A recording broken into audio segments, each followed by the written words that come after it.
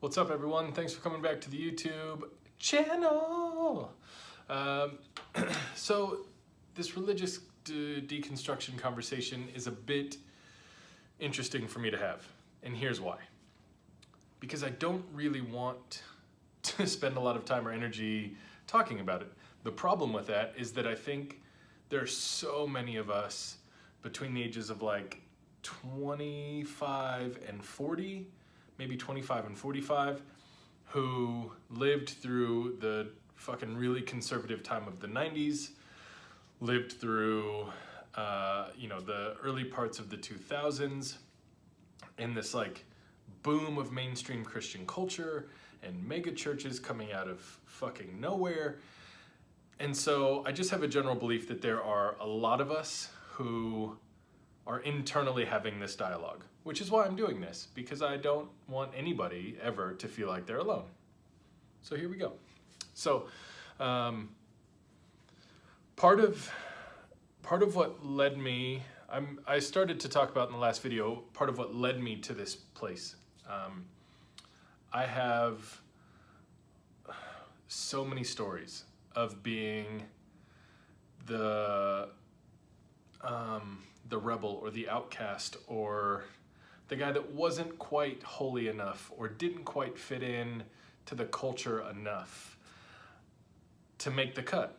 I've got a lot of those stories. I also have stories of people taking great risks on me for some of the spiritual leadership and things that they believed that I could fulfill. One of the experiences that I have that really started to lead me down this road of questioning, which let me take a time out. I think the lighting sucks in this video. I can't really tell. Is the lighting okay? But fucking deal with it. It's video number 2. You'll be okay. The idea of doubt and the idea of questioning is so highly demonized in the mainstream evangelical faith, which I think is really interesting when you put that against something like Judaism, where if you're not asking questions and you're not doubting, you're not practicing your religion enough. And so I think one space where Christianity and specifically evangelifism can do a much better job is in the cultivation of questions and doubt and wonder and awe and mystery and being fucking wrong. That's somewhere where I think that we can do a much better job. And I keep saying we because I don't want to cause a chasm necessarily. So we overall can do a much better job. And here's another reason I say we. Because it isn't just me versus evangelicism. I'm going to keep saying it that way. But it's also, or it's not the evangelistic main Christian hub, church with the big C, against me or people like us. It's also us against them at times.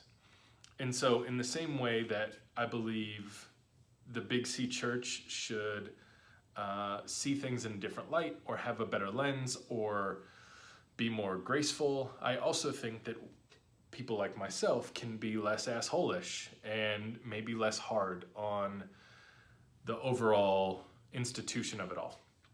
So with that, one of the things that made me really frustrated about the Big C church, it was a few years ago. We were running church out of our home and it was beautiful. There was anywhere from like 8 to 15 of us on any given Saturday. We would cook a meal.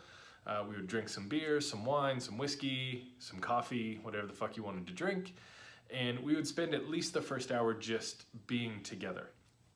And the second hour or 2 or 3 or 4 was spent not only in some sort of awareness of God, but it was still togetherness. And when I started to talk about that journey, because most of the humans who attended this thing at my home were part of the LGBTQ community. The fucking shitstorm that I got from people in the evangelical world was atrocious. Atrocious is probably the best word. Because what I kept saying is, if you believe that God has grace, why is any human demographic excluded from that grace? And just the barrage of the same fucking answers that people were told in the 90s, it was too much for me. So, 90s faith, 90s Christianity is no longer here. It's fucking 2018. Shit is not like it used to be. I hope that we all can see that. Our ability as humans to be accepting and patient and gracious, there's more awareness there than there's ever been. But that doesn't mean we're good at it. And so that was one of the things that really started to bum me out, is to see really how non-inclusive and how non-accepting most people that I knew really were. And it wasn't until they were challenged with something that and not just but that I was presenting publicly. It was when they were challenged with something that they didn't understand or didn't think that they could agree with or didn't really know how to rationalize, that it became this like sandpaper topic. That's what I don't want this to be. That was fucking 6 minutes for me to say that I don't want these YouTube videos to create a bunch of fucking catastrophic clashing.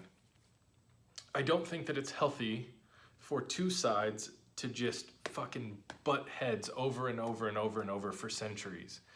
What I do think is healthy is people having a disagreement or a lack of understanding, sharing one side or the other, and then saying, I either choose to agree with you or not, but not fucking continuing to just, no, this is wrong, no, you're wrong, no, there's hell, no, there's this, no, grace is sufficient, but, right? Like, we could take that so far, but it's not until we as humans, and I'm speaking for me, it's not until it's not until I take upon myself the responsibility to say, I don't need to prove anybody wrong. I don't need to be right. I don't need to prove anybody wrong. I don't need anyone to agree with my philosophical or religious or theological belief. But I'm still allowed to have one. That's when I started to really allow myself the freedom to explore some of these things that I was thinking and some of the directions that I was moving. So, whether you're on the conservative side or the side who feels like you're outcast or rebellious, granted, you can be on the conservative side and still feel rebellious or still feel like an outcast or still feel wildly misunderstood. I'm not saying that you can't. In context of this conversation, there is typically a conservative side and a liberal side, and I'll put both in quotations. If you're a part of the conservative side and you've stayed this long, thank you very much for your patience and grace. And I want to extend an apology from me for the times that I talk shit about or am really hard on your side of the table. And I'm going to ask that you would be okay not understanding my side of the table. You may not understand why I have tattoos all over me, but you don't have to, and that's okay. And you not understanding it doesn't make it wrong or wicked or evil. And I may not understand why you're not okay saying shit or why you don't drink wine. I don't know. But I don't have to understand it. It's just not my place to be a dick about it. So that's one of the things that really caused me to ask a lot of questions and start to retract from the church, was this conflict, this continued, I don't understand you, so it's evil. And me being defensive then saying, well, fuck you guys, I don't want to be a part of it anyway. So I say all of that to say I still do attend church. I attend a Christian church. It's an open, inclusive church here in Arizona, and I feel very at home. And I'm the minority. being a straight white dude in that building, I'm the minority. And that's fun. It's very fun for me to be in a place where I can just be myself. I can just be present there.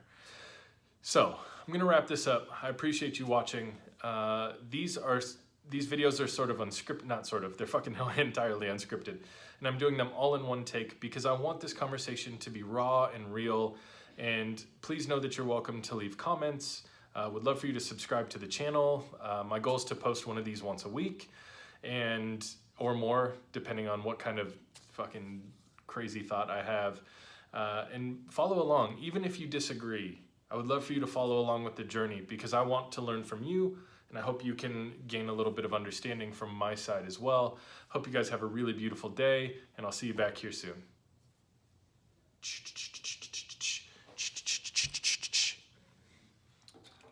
Remote.